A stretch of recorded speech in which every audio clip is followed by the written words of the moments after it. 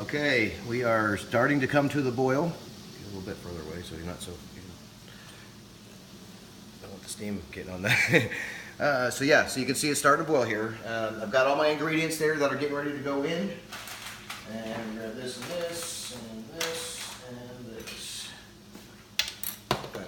This is our hops. This is our cocoa. Put that in later. Now what I'm going to do is I'm going to add this corn sugar first. There's a pound of corn sugar. This thing automatically does a tear, so I'm going to put a pound of this in there,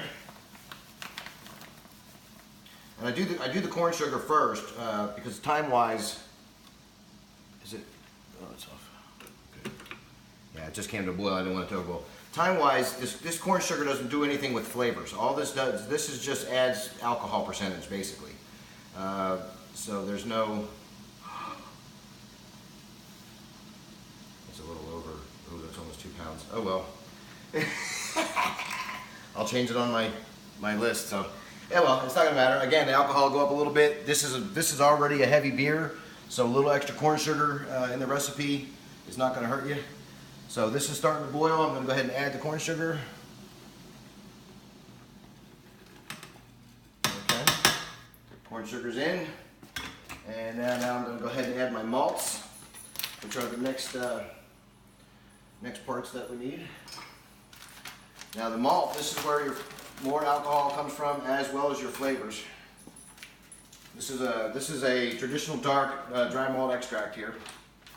I'm gonna go ahead and add that in nice and easy there.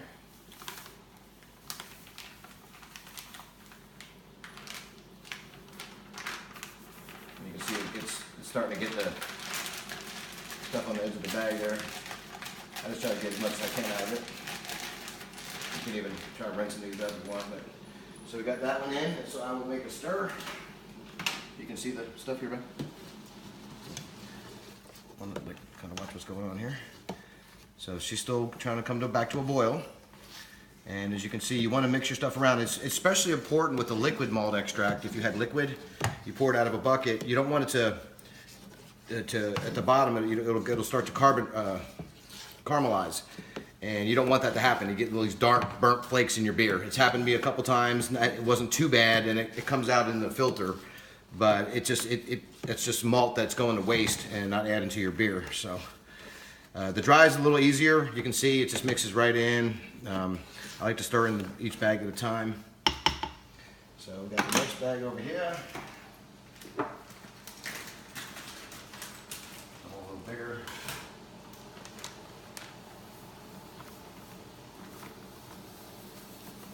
Come on out of there.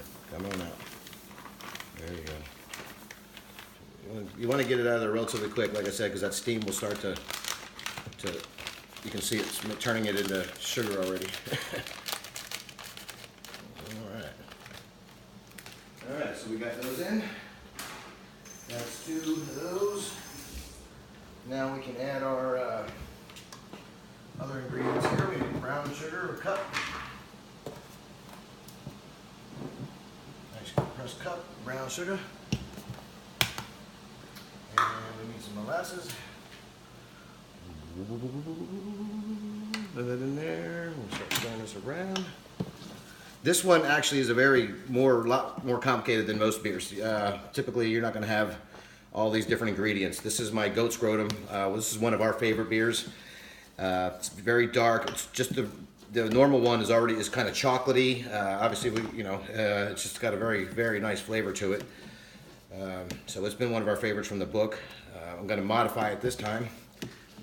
Obviously, we added a little more corn sugar than normal, but that'll raise the alcohol a smidge. And then we're also going to do this with the raspberry puree in the secondary. Get all that goodness out of there. All right, now it's pretty much stirred in. Alright, bring that bad boy out. Now previously on the stove I wiped it down with a sanitized rag so I can set my spoon there, it's not a big deal. And this has still got to come to a boil for 60 minutes. So, we've got 6 ounces of cocoa.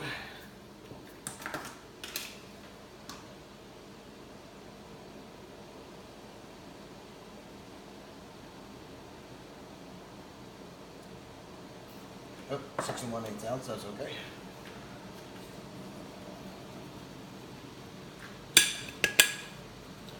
Good stuff right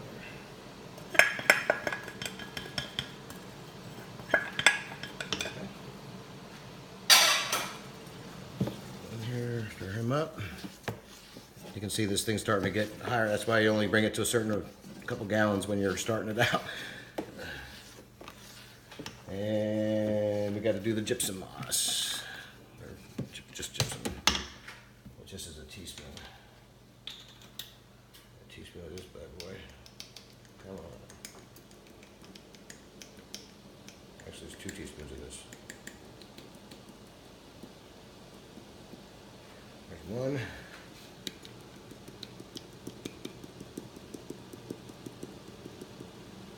That's 2.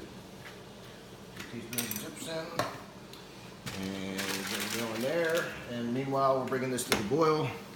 I'm going to get the hops ready. Got to pour them in a little baggie. Oh man, this smells amazing. It's like chocolate milk. All right, so this is coming good. Everything's mixing nice. Let's see how. Oof, man, look how creamy that is. Woohoo! This is going to be nice. It's been a while since I made the goat scrotum, but I'm doing on all my beers, I'm doing 5 different kinds of beers, and this is finally my dark beer I decided to go with. Basically my final one to add. And I'm doing an amber, I'm doing a pale, like an IPA style, not too bitter though. And I'm doing an amber, a pale ale, a dark, like a stout. I usually do some kind of a Belgian or a lighter beer. And what does it say for bittering hops? 1.5 ounces. So I'm going to take the other bag. And I'm also doing a fruit beer. I've got a raspberry in there right now that came out really good.